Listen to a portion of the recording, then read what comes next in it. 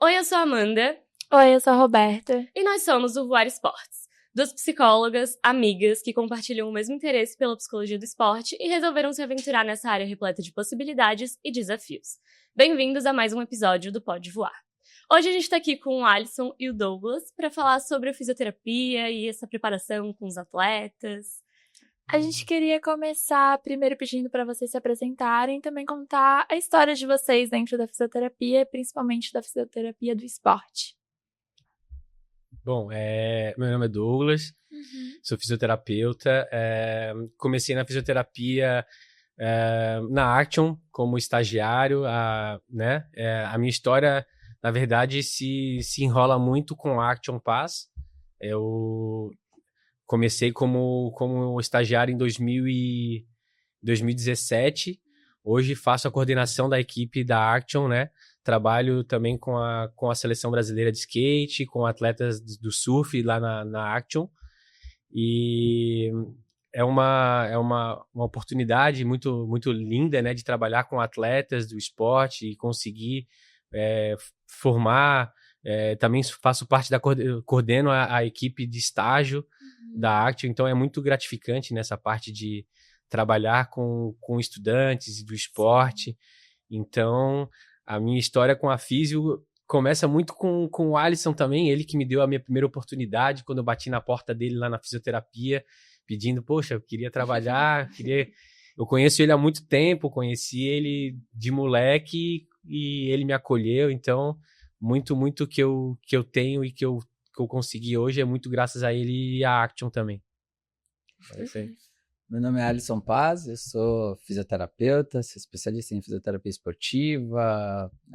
Dentro dessa área me especializei em terapias manuais, osteopatia, neuro, enfim, tudo para poder dar mais suporte a essa área. A fisioterapia esportiva é minha paixão, né? Eu trabalho com isso há 23 anos. Já entrega um pouco a data aí de nascimento, né?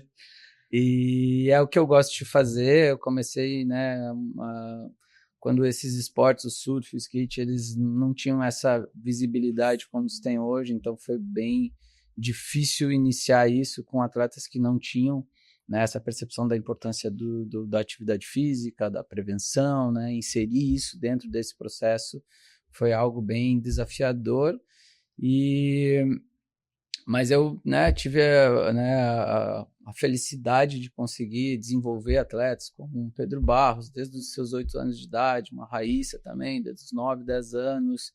Então, a formação de vários, Matheus Erdi, Lucas, a gente começou a desenvolver isso aqui, né, no nosso estado, em Santa Catarina, e acabou dando certo. O resultado de tudo isso, a gente já participou de mais de 20 títulos mundiais, né, de 6 medalhas olímpicas, então acabou tendo reconhecimento internacional, vem atletas do mundo inteiro trabalhar com a gente aqui, e é isso. Eu acho que a gente começou a plantar essa semente da fisioterapia esportiva, a gente desbravou esses caminhos, né, teve essa oportunidade, né, de ter o Douglas dentro da equipe, de se formar com ele ali, de ele estagiar. Eu acho que esse é um dos propósitos da Action Pass, é formar, né, novos profissionais que tenham essa visão, não só de atleta, assim. A gente, quando fala do atleta, hoje é muito bonito, eu posto isso e aquilo, mas entender os pilares que formam esse atleta, né? Entender que há um todo, entender a interdisciplinaridade, o trabalho junto com a psicologia, junto com a nutrição, de como a gente consegue, né? Eu costumo falar que nós somos agentes de saúde e a gente tem que levar essa bandeira, né, e trazer essas oportunidades de como é que você vai nutrir melhor, como é que você vai cuidar do teu mental, do teu psicológico, né, como, né, o relacionamento entre esse atleta. E de nada adianta, às vezes, eu pensar em, ele tá bem, os meus testes funcionais foram isso, mas se no relacionamento ele não tá bem. Porque é muito além do esporte, né? É muito além disso, né? Em todas essas oportunidades que eu tive de participar de títulos mundiais, eles só se dão, esse resultado só acontece, isso é fruto de quando o atleta está pleno, ele consegue estar com todos esses pilares lá em cima, e não num desequilíbrio muito grande. É difícil você estar com um cara fisicamente muito bem, muito ativo, mas se ele está num relacionamento ruim, se ele psicologicamente ele não está bem, se ele está sob uma pressão, ou se ele não tem um propósito na vida. Então, eu acho que é isso. Eu acho que é a minha experiência, né? E o que eu quero levar, assim, é trazer isso, né? Novos profissionais que tenham essa visão, que tenham esse cuidado. Eu até ia entrar nesse assunto, porque eu estava comentando com a Amanda antes. Quando eu trabalhei em clube de futebol, a parte que eu mais ficava era no departamento médico. Era junto com os fisioterapeutas. Porque, querendo ou não, é uma área que os atletas, principalmente jovens, que eu atuei com sub-15, 20, é um momento de muita vulnerabilidade, muitos sentimentos, muitos afetos. E eu queria saber como que vocês trabalham nesses momentos. Se vocês têm ajuda de um psicólogo, se vocês tiveram algum treinamento, se vocês têm barreiras que, enfim, dificultem o trabalho de vocês nessas horas, porque, querendo ou não, vocês acabam ficando mais com esses atletas do que, às vezes, os psicólogos em si, né? É uma área muito importante, né? Uma área que vem crescendo cada vez mais e extremamente necessária, principalmente como você falou, Roberto, essa parte dessa parte da infância, né? Da parte da adolescência, que às vezes os atletas não estão preparados para isso. Acho que é uma parte muito importante, porque até acho que há pouco tempo a World Skate limitou um pouco da idade, né, Doc, da entrada para a Olimpíada, porque às vezes é muita pressão em cima de do adolescente que ele não tá preparado para isso, né? Então acho que a Raíssa do skate talvez foi a última a entrar com 13 anos, né? Acho que agora a partir de 14 alguma coisa. Isso, agora a partir de 14, a gente vinha sofrendo muito essa situação de crianças, né, muito novas, sem um suporte específico. Já está competindo com atletas de alto rendimento e sofrendo uma pressão muito grande, sem essa preparação, sem essa base psicológica, sem essa base física também, né? Sim. E isso vem acarretando. A gente via, as crianças saíam chorando da pista, sem um acolhimento, sem uma estrutura em torno delas. Então, a Mapiô hoje pode entrar com 11, mas vai chegar para entrar nas Olimpíadas um limite de 14 anos. Na época que a gente participou com a Raíssa, ela tinha 13, né? Eu acho que isso não vai mais ter, então já é uma situação, mas realmente existia essa falta e esse cuidado com, né? Se a gente já tem dos atletas de 15 a 18 já são muito jovens e não tem essa maturidade para entender o que é um cuidado com a psicologia. Às vezes nem um adulto, né? Nem um adulto, nem um atleta, né, preparado, ele tem isso. Então, acho que é fundamental, isso é muito importante, como você falou, assim. Muitas vezes é difícil de estruturalmente uma confederação, um atleta conseguir levar o nutricionista, o psicólogo, o fisioterapeuta. Então a gente vai porque realmente é a linha de frente ali, se machucou, vai precisar do nosso suporte. E eu costumo ter isso dentro da equipe, né, de todos esses atletas ali, ter o suporte, fazer a ponte com a psicóloga. Muitas vezes a gente treina isso, o que a gente vai usar pré-competição, né, durante. Porque é aquilo, como eu estava conversando com vocês, às vezes antes de uma final de Olimpíada, sou eu e ela, eu e ele, eu e o atleta. Então, de que maneiras eu posso acolher esse atleta, tirar as ansiedades que existem dele, que trabalho físico eu posso associar ao psicológico que vai dar um bom resultado para ele entrar aquecido, mas preparado mentalmente para estar naquele momento ali. A gente vem, principalmente esses esportes, se você pegar as competições de skate, os mundiais, existe uma pressão, mas quando você entra em umas Olimpíadas, por exemplo, na última que a gente estava em Paris, era Tom Cruise que estava ali, era Snoop Dogg, era o cara que ganhou 5 medalhas de ouro da França. Então, quando você entra ali, aquele universo, opa, peraí. Aí já tem a pressão também de ser uma Olimpíada e tu competir ali, tá ali naquele lugar e ainda tem representar o teu país, né? Tá longe e ainda tem de muita casa. gente grande também que tá assistindo isso. Porque é isso, né? Além de tudo isso, tá sem os pais, tá sem a família, e isso para um adolescente é muito complicado.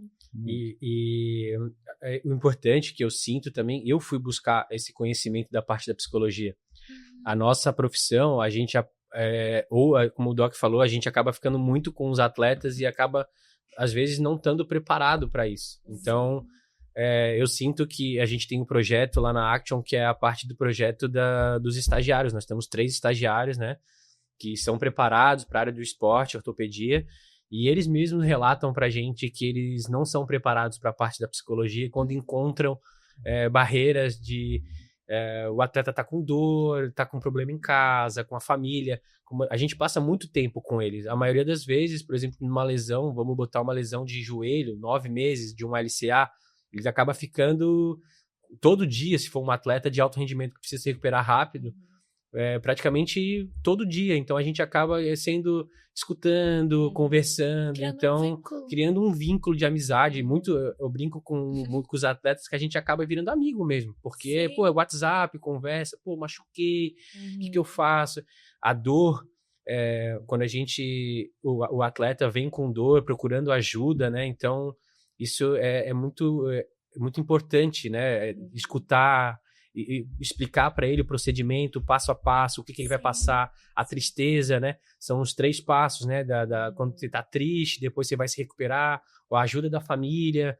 Sim. Então, é uma parte que eu acho que a fisioterapia, talvez, as universidades, né? Já falando assim, que tinha que se preparar um pouco mais para essa parte da psicologia, que é uma parte muito, muito importante para o atleta.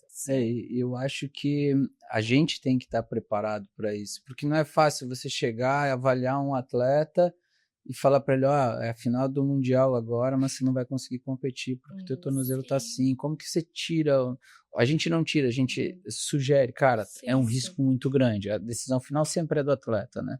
Mas a gente tá ali, e como existe um vínculo de confiança, eles vão associar isso. Então, de que maneira eu preparo eles para dar uma notícia ruim ou uma notícia, né? Cara, isso a dor, ela vem associada a uma mudança de humor, a uma mudança, né? A esses atletas que estão acostumados, você pega um atleta do nível que a gente está trabalhando, os caras dão 2, 3, 540, 900 agora, né? Então, o nível de adrenalina é muito alto ali para você, daqui a pouco, do nada, você para ele e tira ele dessa possibilidade. A gente teve um caso com um surfista da elite, e ele machucou, ele era o líder do ranking mundial no ano onde se classificaria para as Olimpíadas, e aí ele machucou o joelho e a resposta médica foi, não, você vai ter que fazer cirurgia. Isso foi num sábado, na terça-feira ele estava entrando numa mesa de cirurgia. E o médico, eles não tinham esse vínculo com eles, não conheciam. Ele me ligou, pô, na Austrália, né, um atleta de fora do país, cara, aconteceu isso. Eu sei do potencial daquele ser humano como um atleta. Sim. Eu sei do que ele estava passando de relacionamentos com o pai. Existia uma situação, ele descobriu que ia ser pai, entendeu? Então, olha a bomba emocional que esse cara tava. E aí eu defini, cara, olha só, quem sabe você vem para cá, a gente avalia, tá? Mas a princípio dá para tentar alguma coisa. Era um quadro cirúrgico, sem dúvida. Mas eu não posso passar por cima dessa situação sem avaliar o total, o todo desse atleta. Então, quando a gente começou a avaliar, ele veio para cá, e aí a resposta foi, pô, tá dizendo que você vai para Florianópolis, sendo que você podia estar em Sydney, no principal centro de treinamento, ou fazer, a gente tá dizendo que é cirúrgico. Chamaram a gente de maluco, né? Porque foi um caso, honestamente, assim, poucos acreditaram, né, que ele ia ser operado, né, o comitê já estava preparando tudo. O Comitê Olímpico Australiano, então, já tava... Mas aí você começa a dizer assim, cara, beleza, eu vou tirar a camisa amarela desse cara e vou botar o avental, e quem que vai cuidar da cabeça desse cara? Exato. Porque ele não vai conseguir se classificar para as Olimpíadas, porque ele teria uma recuperação de 7 a 9 meses, entendeu? E ele estava liderando, então existia uma chance. Sim. Então, eu acho que tá preparado emocionalmente, preparar eles. Tá, falei, vem 4 semanas aqui. Se não der certo, eu vou confortando ele. Eu tenho tempo para confortar, mas não em 3 dias e colocar ele numa... Não vai mudar esse processo. Eu não vou machucar mais ele de ele ficar essas 4 semanas aqui. E a gente fez esse processo. Em 4 semanas ele voltou a surfar, ele classificou, ele foi para o Finals. Ele classificou e ganhou a medalha olímpica. Então, olha só que legal. Tirou o Medina ainda da medalha, né? Faz parte, né? Exato. Aí é com ele, né? Então, pô, esse caso foi bem interessante mesmo do Jack, que foi um caso que... Mas é o quanto eu preciso entender do emocional. Eu tive que me preparar muito.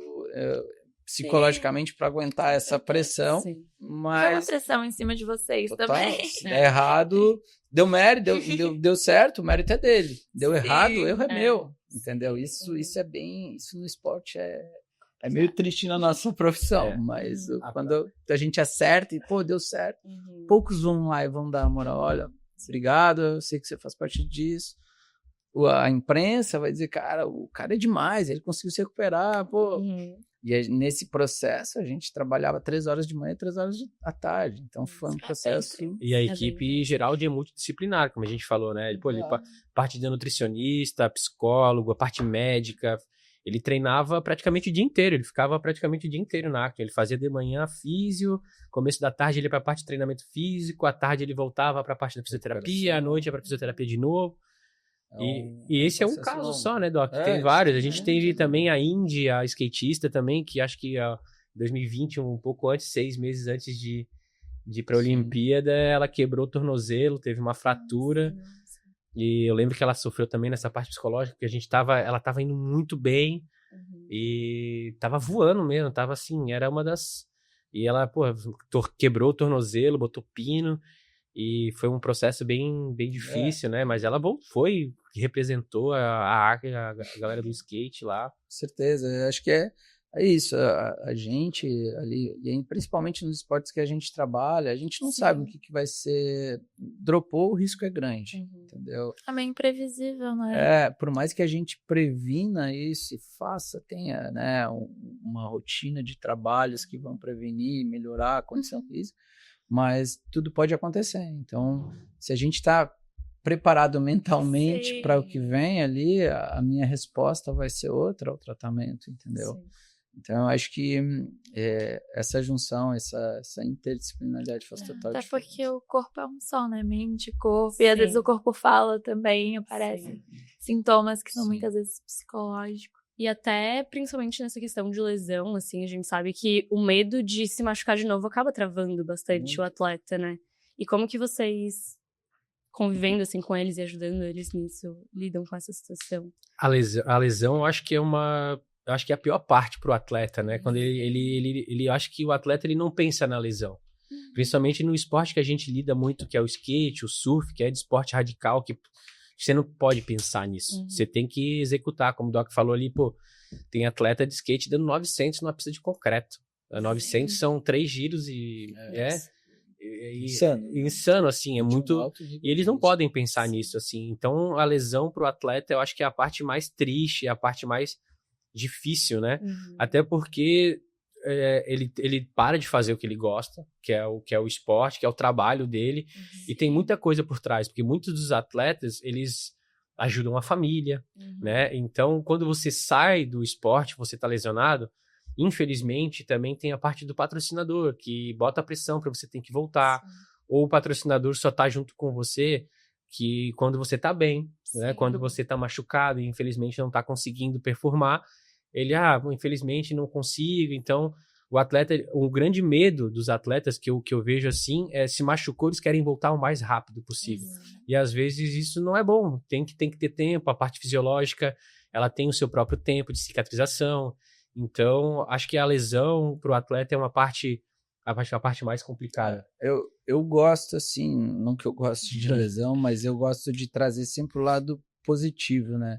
Eu acho que a lesão nos deixa mais forte, deixa principalmente todas as minhas experiências com esses atletas, de passar o Mineiro, a gente está trabalhando 5 anos, ele lesionou, a gente parou, conseguiu recuperar o corpo, conseguiu ter tempo para cuidar do corpo, do mental, equilibrar esses pilares, ele foi campeão mundial. Medina teve a mesma situação.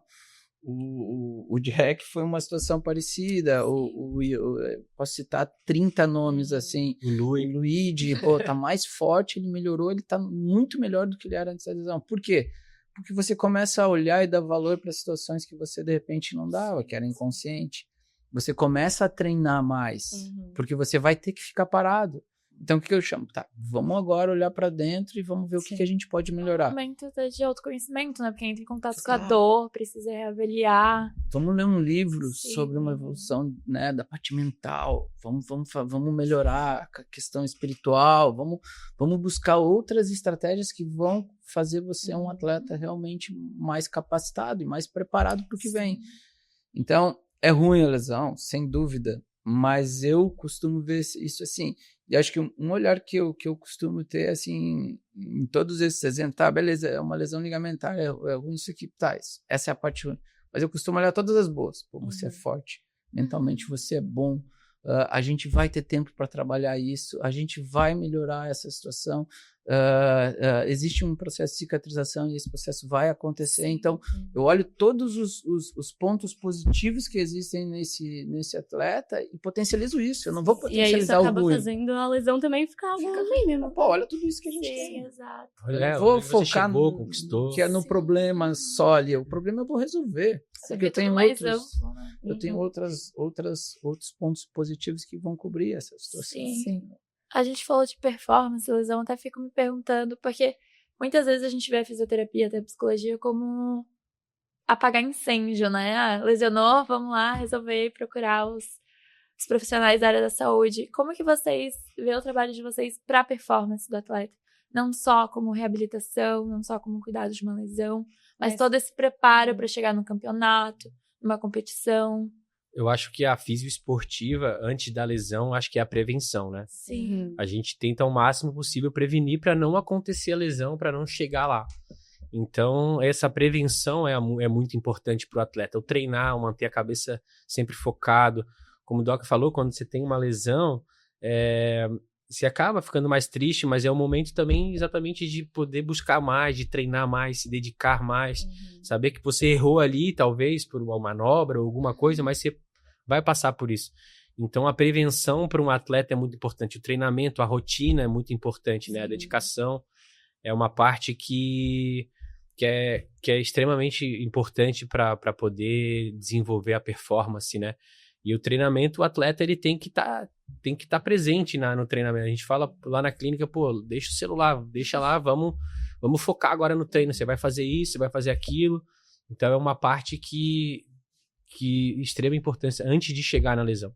Quando você chega na lesão, ali é o tempo para você já pensar e se recuperar. Então, essa parte da performance para o atleta é dolorido também, né? Porque, pô, ele leva o corpo, a gente sabe que o atleta não é saúde, né? Vamos dizer assim, ele leva o corpo dele ao extremo no treinamento. O corpo é o trabalho dele também. Então, é uma coisa de extrema importância, né? Eu acho que antes de chegar na lesão, a parte de cuidar do corpo, de treinar, que é a parte...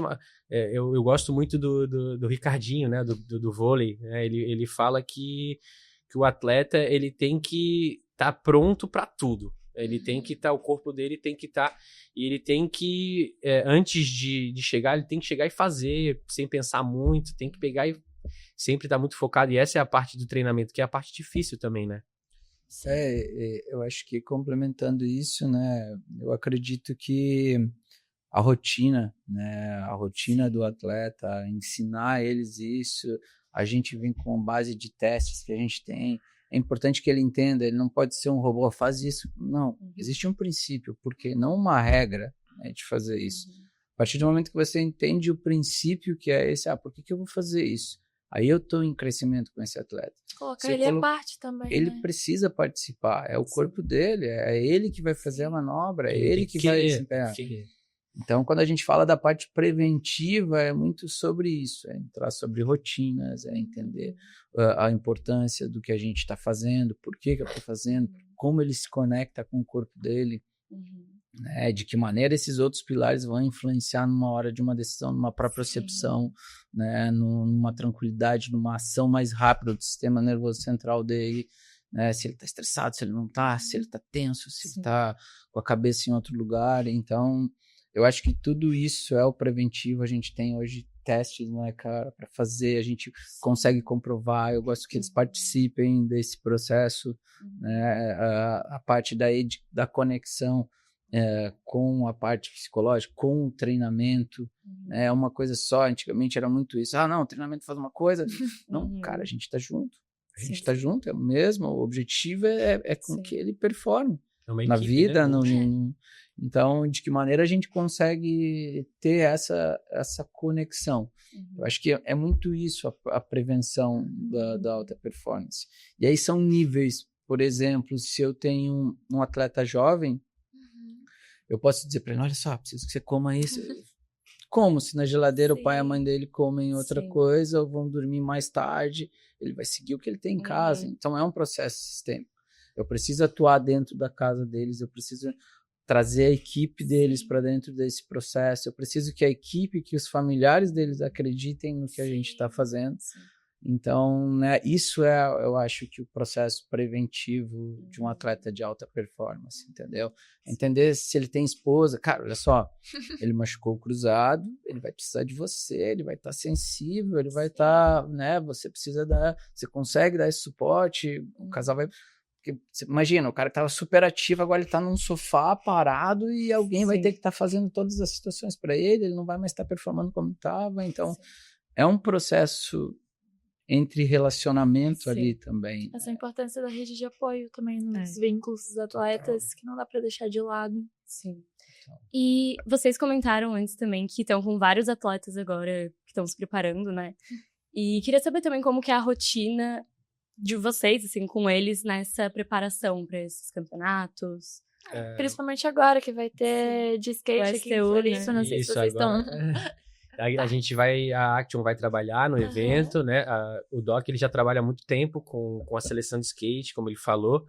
E como vai ser aqui, o campeonato, vai ser dia 22 a 25, né? De maio. E a preparação deles, eles chegam na Action na parte da manhã, todos passam pela fisioterapia. Geralmente são 2 equipes, homens e mulheres, enquanto os homens estão na fisio. As mulheres estão na pista, treinando, e depois a gente inverte, eles vão e elas voltam para a fisioterapia.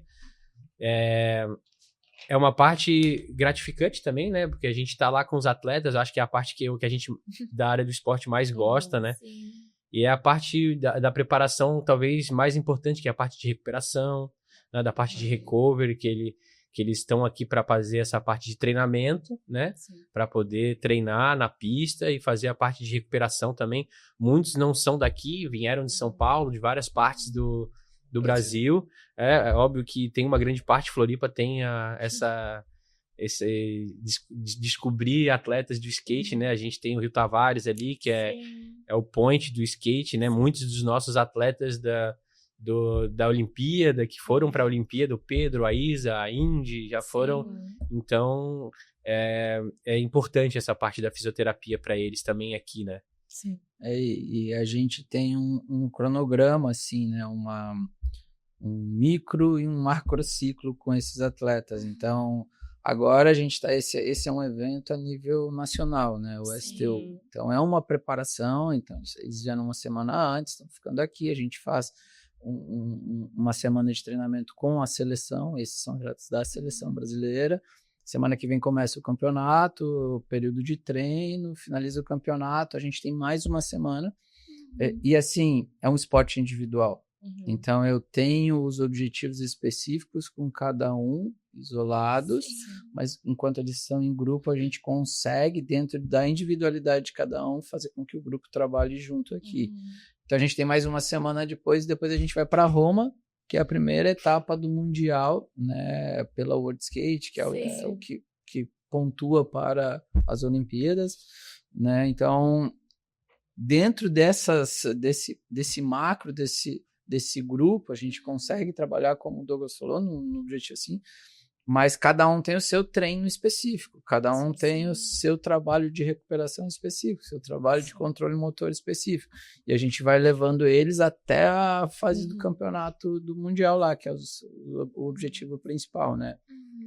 E aí dentro dessas situações, cada um também tem suas individualidades. Tem alguns que vão gravar na rua, que são as videopartes, que isso é muito importante para o skate, mas, né, é um complemento importante como skatista. Então, entre essas janelas, alguns vão estar na Alemanha, outro vai estar filmando em Copenhague, e aí a gente consegue mapear tudo isso e dizer, cara, ó, as 2 vezes na semana você vai fazer esse tipo de exercício, você faz essa outra. Então, como a gente monitora, por isso a gente precisa de muitos braços, né? E aí, dentro desse processo, olha só, falei com fulano, pô, tá triste, a mãe tá doente, ou brigou com o namorado, ou tá numa situação ruim com o patrocínio, a tua psicóloga ali também nesse processo.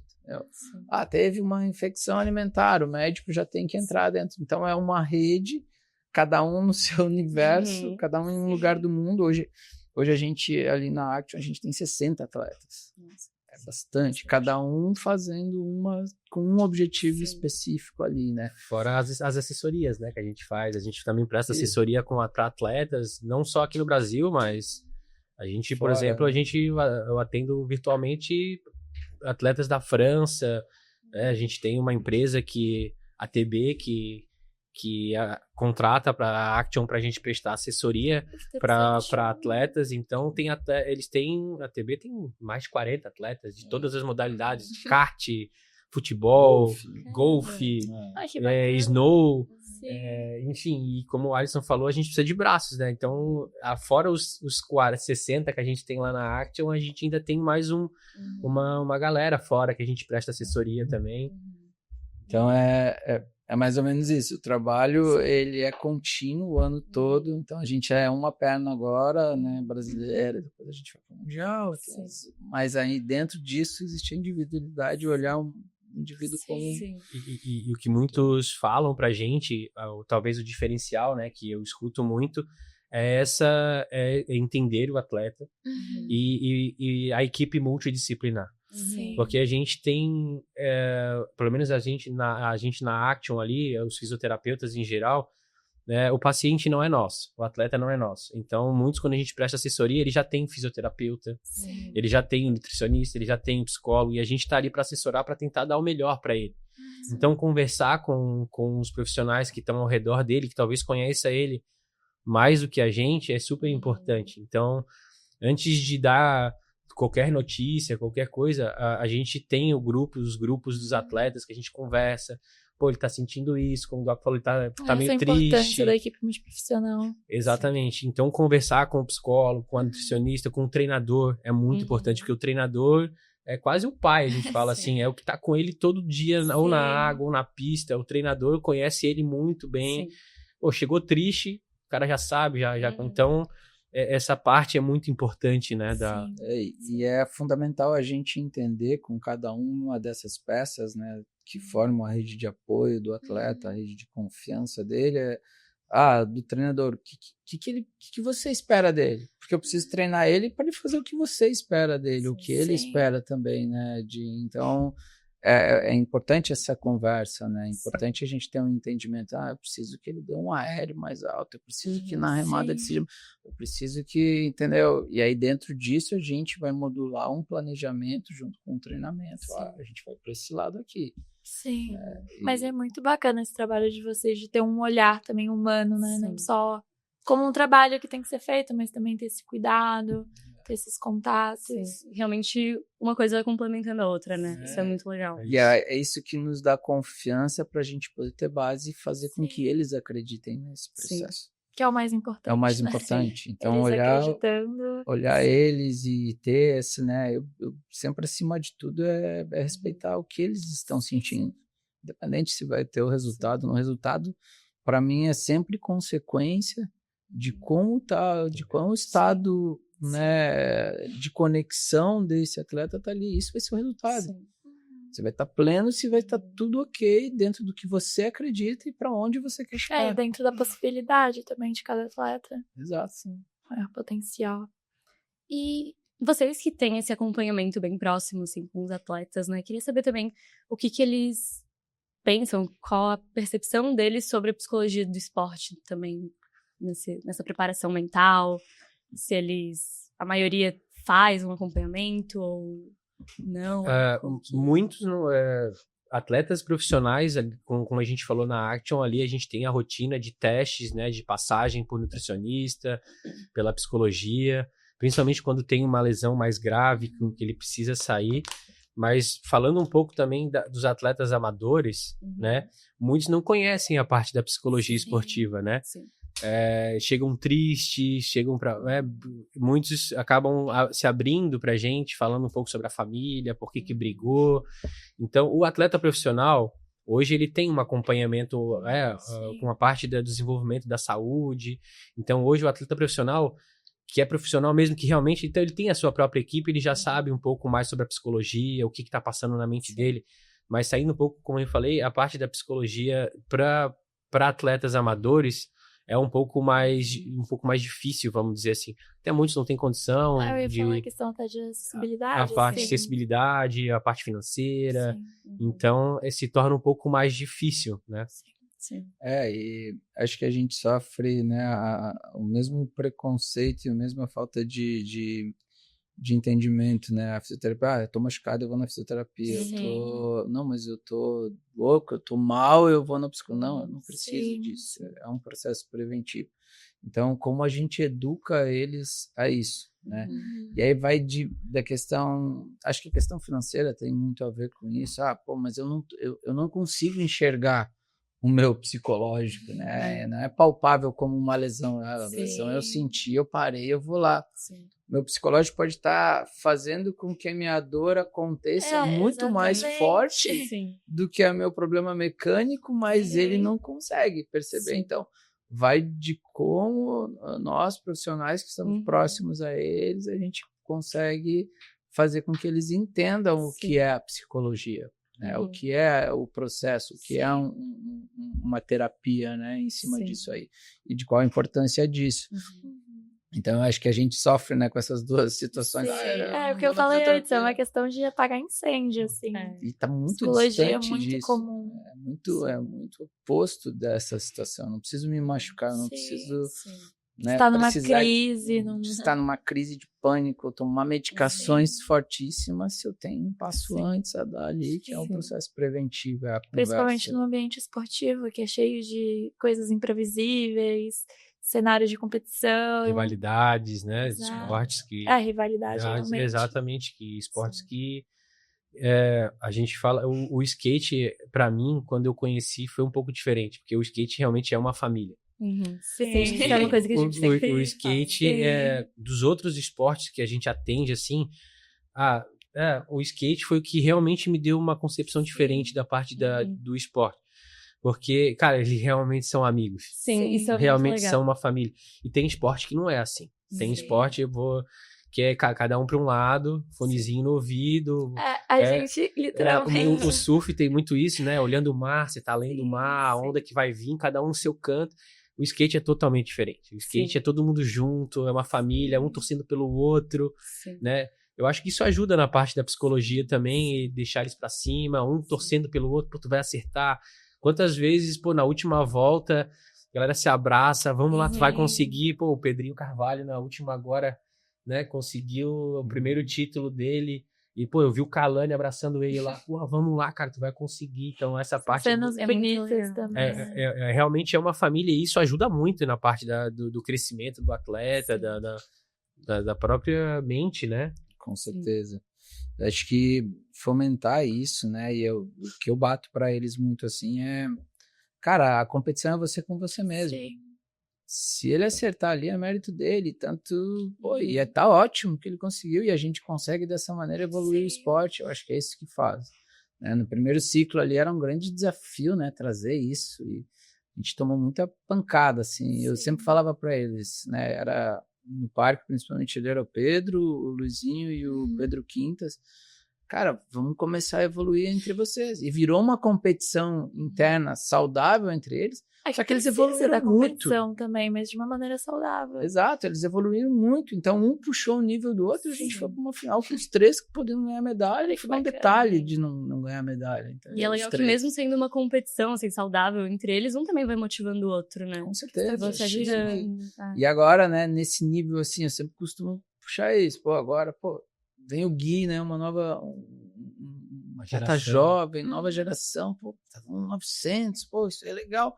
mas o Pedro tem um estilo dele, né? Mais potência, mais aéreo, um estilo bonito. E ao mesmo tempo tem o Luigi, que é um cara super técnico, e tem o Japinha, que é outro. Então que legal que a gente tem essas diferenças, assim, e é vocês com vocês mesmos. Dá espaço da e o nível nosso só também. aumenta. O skate brasileiro ali tá muito bem Os representado. melhores do mundo, com certeza. Sim. E hoje a gente tem um problema bom, mas eu tenho... Pô, a gente vai com 17 para um campeonato mundial. 17 atletas. Muita coisa. Países vão com 3, 2, entendeu? Qualquer um deles com uma chance, né? com certeza, boa de ser campeão. De ser campeão, tudo pode acontecer. Todos são muito bons, alto nível. De diferentes gerações também. Sim. Então a gente está fazendo um trabalho contínuo, né? A gente está dando continuidade ao processo ali. Isso é bem legal. Mas isso que tu falou do skate é uma coisa que a gente percebeu dentro do podcast, que a gente já teve podcast com skate, com surf e com esportes, né? Que é os jogos. Sim. Enquanto a galera do skate tava, não, porque a gente é todo mundo amigo, a gente se apoia. A galera do jogo tava falando, não, porque xingam e a gente não sabe quem tá do outro lado. É completamente e aí, duas cada um realidades no seu bem canto, diferentes. É uma coisa até cultural, assim. Sim. É cultural, o atletismo, né? Uma situação, a ginástica, pô, é aquilo, então... Tem o tênis também, que a tênis galera... é super foco, né? Foco. Mas é legal que existem essas diferenças entre os esportes e é legal o que a gente vive ali na Action também, que é, pô, a gente atende o Guga, né, cara? Uma referência, ao mesmo tempo tá o Iago na sala, ao mesmo tempo tá o Pedro, pode estar a Raíssa, então que legal conectar esses esportes e de repente levar um pouco mais da concentração do tênis pro skate. Sim. Levar essa vibe boa que o skate tem pro surf e trazer pro surf esse modo mais de saúde que o surf tem, de acordar cedo para trazer pro skate. Então, eu costumo trazer isso e fazer um confronto entre eles, assim, tipo, pô, olha, que legal, vamos trazer um pouco mais disso. Tem muito que tirar de algo bom de todos esses esportes. Exato. Então, acho que uma coisa vai complementando e a gente vai evoluindo como esportes, né? Uma coisa legal que acontece muito na Action, que muita gente comenta, o Doc falou ali, pô, tem momento na sala que tá o Guga, tá o Iago, tá o Pedro, e ao mesmo tempo tem uma senhorinha treinando junto com eles, que ela fica super emocionada, pô, tô treinando com o Guga, tô treinando com o Pedro. Pô, então isso faz com que eles venham, porque eu acho que a físio não é só o exercício em si, né? Mas tem muitas senhoras que vão lá para conversar, para tomar o cafezinho. Às vezes elas nem querem fazer a cinese, o pilates ali, eles querem ali para conversar, para ver o Guga, para tietar, para tirar uma foto. Então isso faz com que o ambiente fique muito mais confortável para eles virem treinar, né? Também, né? Então, quando eu entrei na Action lá em 2017, a Action era dentro do LIC e era com paredes, né? Paredes porque era um ambiente pequeno, não era tão grande quanto é hoje. E a gente não se via. Então a fisioterapia ficava num canto, a recepção ficava no outro, tinha a parte de treinamento, tinha academia, mas infelizmente tinha uma parede. Acho que uma grande sacada do Doc, do Rafa, que quando a gente mudou para o centrinho da Lagoa, foi tirar todas as paredes. Então a Action é uma sala grandona que todo mundo se vê treinando lá. Então tem gente treinando na Cinésio 2, que é a parte de treinamento físico, que tá vendo pessoas no treino. E até mesmo na fisioterapia, pô, tem gente que, pô, eu tô ruim agora, mas eu vou chegar lá. Fala, pô, é isso aí, esse é o pensamento. Você tem que pegar o caminho, focar, e você vai chegar lá junto com o Guga, vai treinar junto com o Iago. Essa é uma parte que ajuda muito na parte da recuperação. A gente foi sempre desbravando isso, né? Logo lá, quando eu falava sobre isso, eu quero uma sala inteira, tá maluco, não dá, muita gritaria, pô, a fisioterapia precisa, o paciente tem que estar no cantinho dele, e não, sabe, eu sempre gostei muito de desbravar esse lado, e até, pô, cursos que eu fazia da educação física para entender como que é. Não, você não pode não. Por que não? Eu preciso ensinar. É a continuidade do meu trabalho. A gente trabalha força de maneiras diferentes, mas a mesma valência. Então, por que não? E aí, nessa situação da sala, foi algo que eu bati, cara. Aí foi um dos critérios para a gente mudar também, porque era um prédio, né? E foi emblemático a gente quebrar as paredes assim. Eu falei, não, agora todo mundo vai se enxergar.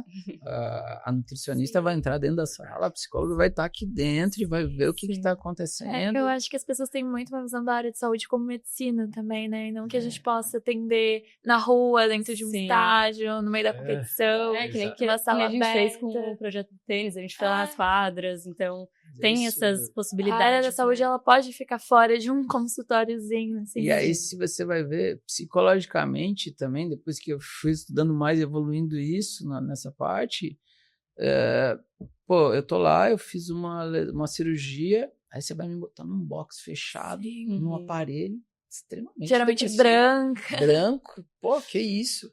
Agora eu tô aqui, eu vi que aquele cara ali já tá no 2º mês, ele já tá caminhando, ele tá indo bem. Ao mesmo tempo do meu lado passa de estímulo. um Pedro Barros treinando bem, entendeu? Emocionalmente, o meu resultado começou a ser outro. Ele busca, entendeu? né? Ele vai querer isso, entendeu? E eu vou estar visualmente melhorando e emocionalmente eu vou estar ajudando. Daqui a pouco a gente tá aqui, daqui a pouco a gente vai estar lá. O processo fica menos solitário também, porque sempre vai passar alguém conversar, sempre vai passar alguém falar. Essa interação também é muito importante. Tem pacientes que se tornam amigos, né? Pacientes, porque eles estão lá no mesmo horário e um vai, pô, você tá melhorando, mas você tá. E lesões praticamente parecidas. A gente atende muito ortopedia de joelho lá, né? Então, pô, como o Doc falou, tem paciente que chega pra pós, assim, logo no comecinho, mas já tem um que tá com 2 meses na frente dele. Pô, ele já tá andando. Não, tu vai chegar lá. Tu vai conseguir. Faz ele acreditar no que ele vai conseguir. E complementando também, isso soma muito pros profissionais. Eu tiro por mim, porque a físio, a gente conhece os exercícios, a gente sabe sobre a parte fisiológica, só que nós não conhecemos tantos exercícios assim como os educadores físicos, vamos dizer. Então, na Action nós temos, acho que talvez 20 educadores físicos. Mais, né? Então, somos em 14 fisioterapeutas, somos 25 educadores físicos, são médicos, psicólogos. E ver eles trabalhando ajuda a gente na parte da fisioterapia a botar mais exercícios, porque eles que vão dar continuidade no nosso trabalho, né? De reabilitar e chegar lá. Sim. Uma das minhas condições ali para fazer esse trabalho interdisciplinar era realmente isso. Porque o grande problema quando o paciente chegava para mim, chegava com um médico, nem sempre o fisioterapeuta tem contato com o médico. Eu não sei como foi a cirurgia, como foi hoje. O Douglas participa da cirurgia junto com o médico e já vem sabendo o que aconteceu. Exato. Aí, pô, faz todo o processo de fisioterapia, reabilita. Existe uma questão de ego entre as profissões. Isso ainda existe, infelizmente. Mas é o que a gente quer quebrar. E, o Douglas foi lá, reabilitou. Ele está em tal fase. Dificilmente, se você vai para um outro lugar, você vai falar com o educador físico, eu tô nessa fase, isso aqui. Ali você atravessa a sala e você vai estar do lado do cara para poder falar para ele, olha só, ele tá nessa fase, eu tô enxergando. Mesmo assim, daqui uma semana você volta aqui comigo, você faz isso.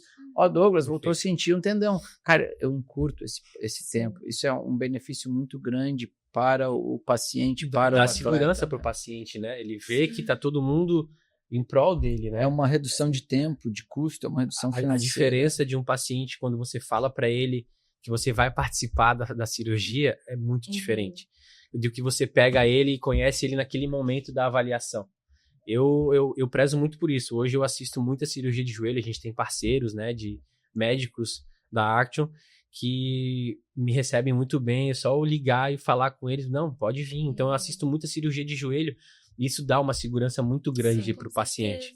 Ele vai ver, eu sei qual enxerto o médico usou, qual a técnica que ele usou, qual ponto que ele deu, qual linha, sabe? Eu sei tudo sobre... Qual a área que está mais machucada de cartilagem. Eu vou vendo junto com o médico. Tá? Ele tá na tela, o médico, é isso aqui, então eu vou conversando com ele. Quando ele sai da cirurgia, que eu vou conversar com um familiar, a segurança é muito maior. Até para a parte da evolução, ele confia em mim. Então, quando eu falo, agora tu vai para a parte da educação física, você vai voltar comigo, mas lá você vai continuar todo o treinamento que eu já estou fazendo aqui, é muito diferente.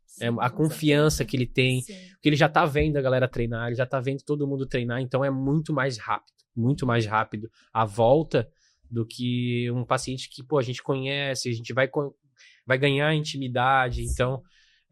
essa é uma parte muito legal da parte da recuperação. Muito interessante isso. Não sabia que dava pra fazer isso. A gente tem parceiros médicos muito Sim. legais ali, doutora Daí, Daniel, entre outros, que permitem que a gente assista, e isso soma muito pro paciente. Sim. Soma muito mesmo. E vai caindo um pouco desse ego, né, da parte das profissões, que Felizmente tem, cada um na sim. sua área, mas como a gente conversou, a equipe multidisciplinar, Sim. hoje eu acho que é o segredo para um grande atleta que quer chegar no topo e se manter no topo, que é a parte mais difícil, né? Sim. Chegar, teoricamente, é a parte mais fácil. Acho que quando você chega lá, é o momento que você tem que se doar mais. Onde a equipe tem que estar mais alinhada, médico, nutricionista, psicólogo, para poder dar suporte para o atleta performar e não ter problema nenhum, tá naquela plenitude, sem se preocupar com nada. É ali que ele vai conseguir a parte de títulos e, enfim, é isso aí. E até uma curiosidade, assim, tu acompanhou os atletas nas Olimpíadas, né? Como que é essa parte dos bastidores, assim, de Tem curiosidade. pré-competição ali, ainda mais olímpico? A Vila. Tudo isso. A famosa Vila Olímpica. Cara, a Vila, ela é muito doido, porque você vai almoçar, a gente foi almoçar um dia, tava do lado do Nadal e do Alcaraz. Então, coisas tipo, outro dia você tá passando na Vila, pegou a bicicleta, quem tá pegando a bicicleta do seu lado é o Djokovic, entendeu? Então, é tentador, né? E isso é uma das coisas que mais tira o foco das pessoas lá dentro. Além de ser um lugar onde tem muita gente bonita, né? Então, corpos perfeitos, né? Jovens, então tudo isso é aquele glamour. Pô, você sai dali, na hora da competição, falando, muito artistas, também, entendeu? uma chance de competição entre um outro, assim, de autoestima também. Então, eu ali, né, a primeira vez, eu já tinha participado no Rio, não assim internamente como equipe, depois Tóquio, agora Paris. É organizar para que esse estímulo ele tem que ser positivo. A gente vai sair. A gente levou nos 2 eventos violão, né, música a gente fazia. Os lugares são legais. Agora em Paris era na beira do Sena, então tinha um lounge, né, de empresa ali, lugar lindo. Então, como que eu trago isso? Pô, vamos aproveitar um pouquinho, mas, cara, a gente tá aqui para competir, vamos voltar pro quarto, vamos dormir cedo, a gente tem que estar dormindo assim, a gente tem... Cada um tem a sua rotina ali, tá próximo. O quanto eu não deixo, né, isso virar a cabeça de um atleta jovem desse, né? Então, é muito legal, mas é um risco grande quando você não tem alguém experiente para conduzir esse processo ali. Quando é a sua primeira vez, às vezes você se perde nesse processo assim, né? E aí, geralmente tem os arcos, que é onde, né, é uma área, né, as pessoas tiram foto e tal. E sempre alguma seleção ou algum atleta foi desclassificado. E esses caras que foram desclassificados, eles vão querer fazer festa, eles vão, entendeu?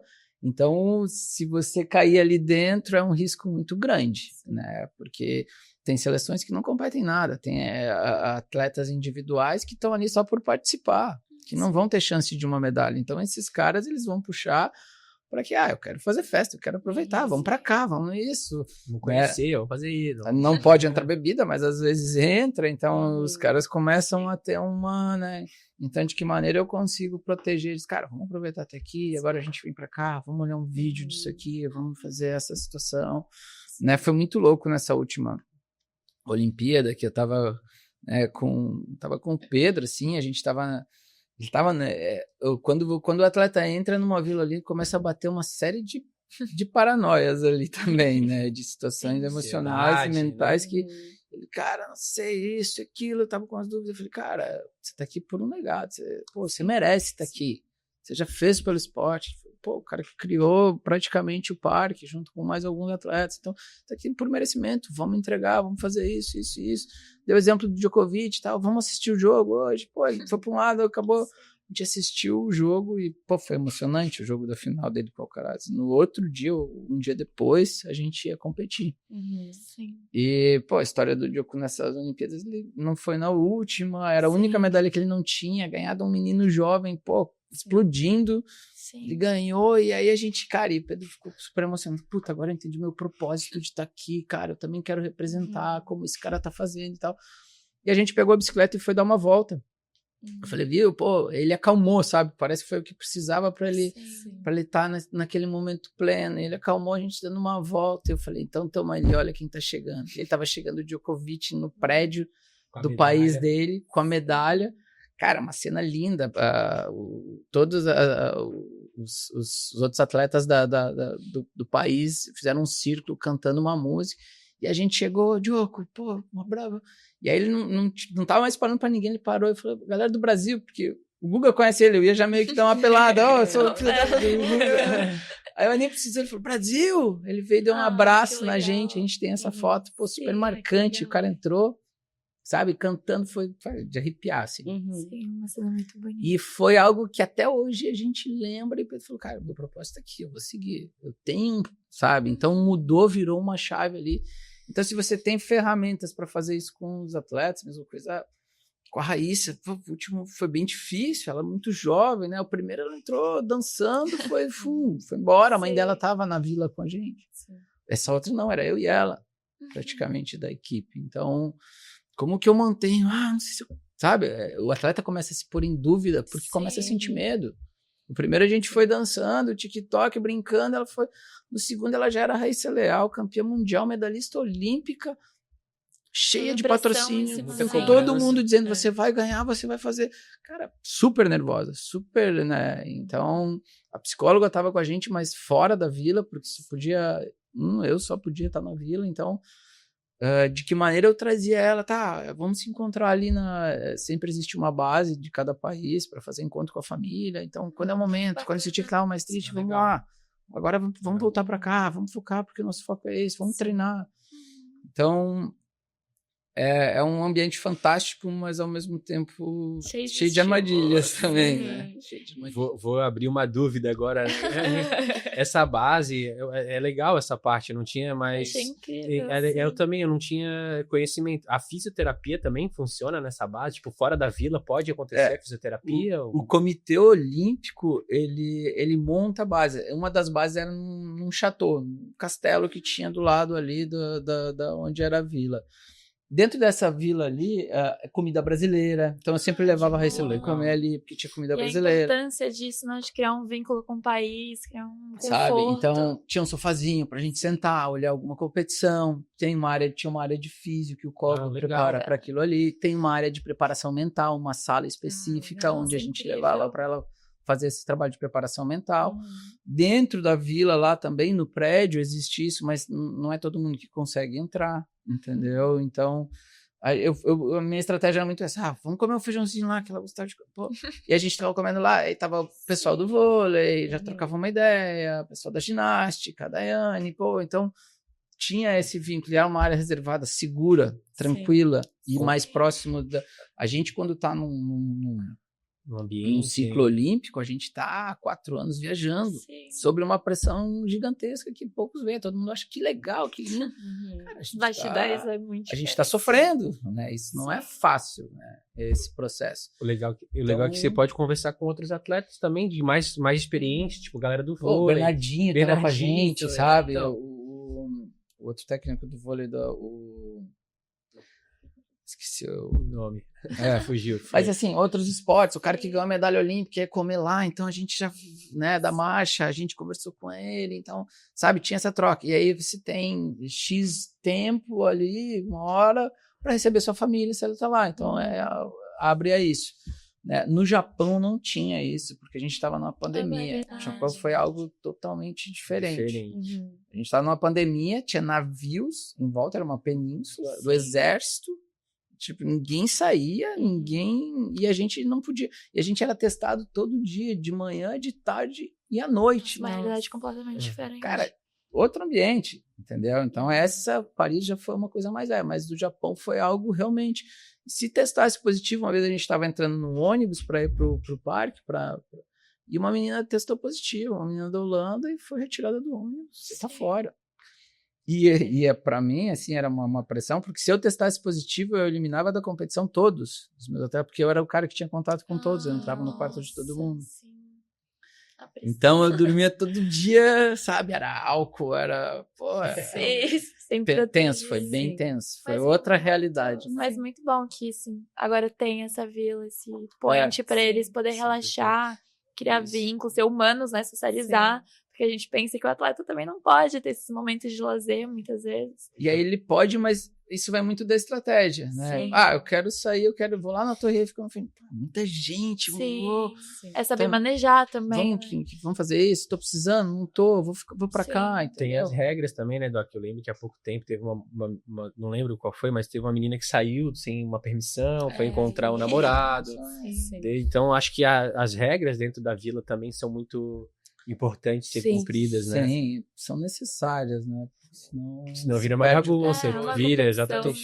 Olimpíadas, outro cenário. Porque é tentador, você tá na França e não ir conhecer a torre, né? Não ir conhecer o arco. É cheio de cuidados, você não pode postar, por exemplo, com uma marca, você não pode... Cara, tem muita pegadinha, né? Nossa. Tem doping, tem muita coisa que... Muitas armadilhas. Então, às vezes você vai comer num restaurante ali, é um pão com gergelim pode dar um doping. Exemplo, né? Mas pode ser uma comida árabe, pode ser alguma outra coisa. Dor de barriga. Exato. Qualquer outra coisa que te leve pro... No outro dia você tem que competir, você tem que comer bem, né? Não vai comer uma coisa pesada para competir, para não dar uma indigestão. Então, é importante. Tem todos esses cuidados, né? Tem muitos. Eu queria perguntar para vocês agora, no geral, assim, expectativa e realidade. Expectativa e frustração, na verdade. A realidade escapou, mas não deixa de ser uma realidade. Como é que vocês manejam a expectativa do atleta, a frustração? Eu acho que é a parte da expectativa, né? Deixar ele, tentar tirar ele um pouco disso, porque ficar pensando lá na frente o que não aconteceu ainda, a gente acaba ficando um pouco, né, pensativo, um pouco triste também. E eu acho que e apresentar para ele a realidade, né? Pô, é isso aqui, o que tu espera, né? O que vai acontecer lá na frente. Acho que o legal da físio, sempre numa avaliação, quando você for conhecer, deixar bem claro o processo que ele vai passar, né? Ó, essa é a tua realidade hoje, a gente quer chegar lá, né? Então a gente vai passar por fases. Eu acho que é muito importante deixar isso claro pro atleta, sempre, porque ele espera isso da gente também. Ele quer entender o que ele vai passar, né?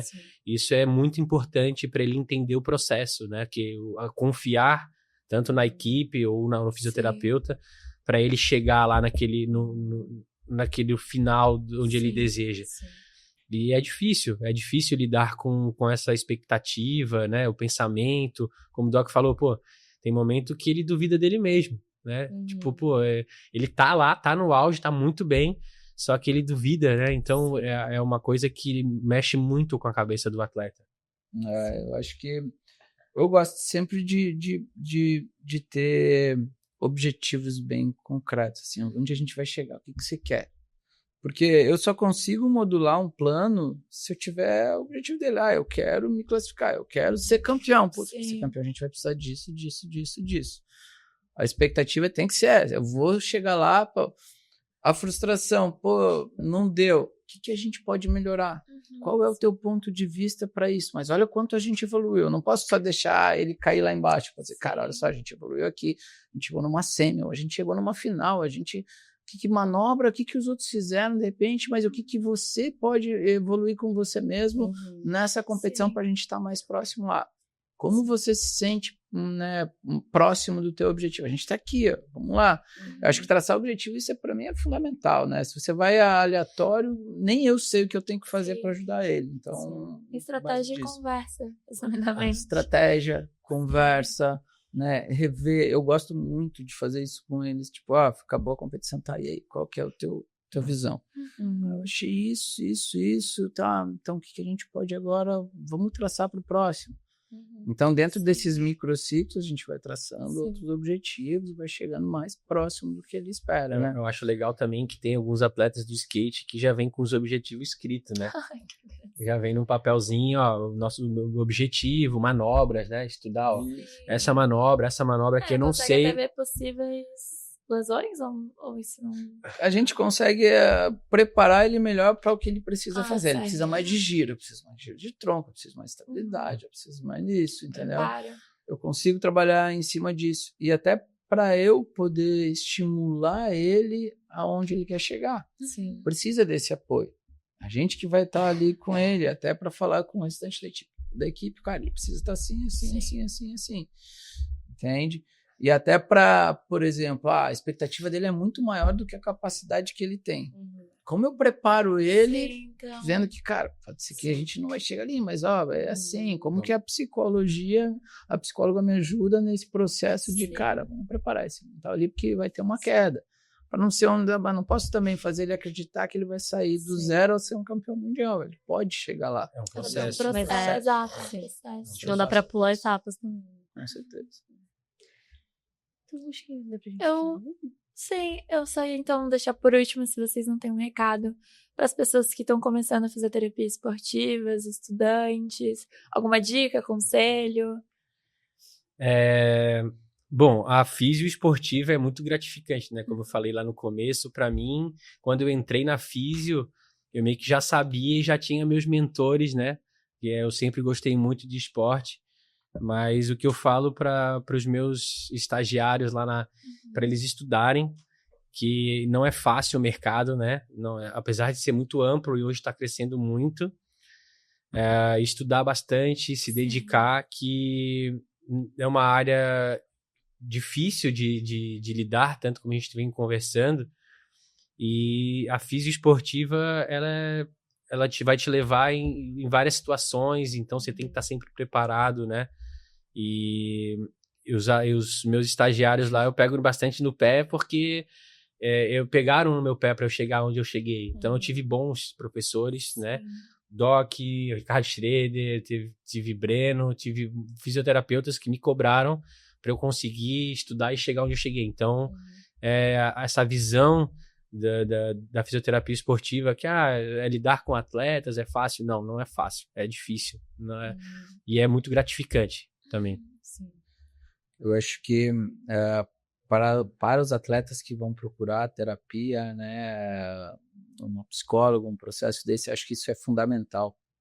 Hoje em dia, não só para atletas, mas para todo ser humano que performa, independente da sua área, né, ele precisa ter esse acompanhamento, ele precisa ter esse cuidado, ele precisa entender para que isso serve, né, e não só no momento de crise ou de ansiedade, existem recursos para que a gente possa trabalhar isso, para que a gente possa prosperar na vida, e com os atletas isso não é diferente. Então acho que isso é fundamental. Se você não tem isso, procure, né, procure entender, os profissionais podem ajudar muito.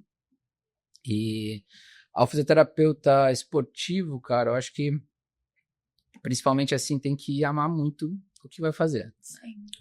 Porque é uma doação, né? É um tempo. Eu fiquei 250 dias fora de casa no último ano. Então, você vive muito os sonhos e a vida dos outros, e nem sempre você é reconhecimento. Às vezes são mãos invisíveis que vão fazer o processo, e quando ganha, o mérito é do atleta, quando perde, às vezes a culpa pode ser sua, e você está responsável por ajudar esse atleta a tomar decisões importantes que vão mudar a vida, a carreira dele, às vezes a história de um país, né? Então isso é uma responsabilidade grande. Então, estudar, se dedicar, saber onde você está se metendo, né? O que você está fazendo, né? De que maneira você vai tomar essa decisão. Acho que isso é importante.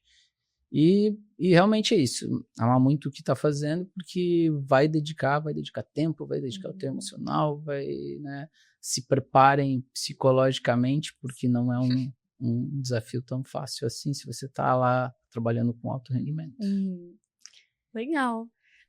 Então, para finalizar, a gente queria agradecer vocês por terem participado, topado, virem aqui conversar com a gente, compartilhar tanta coisa legal.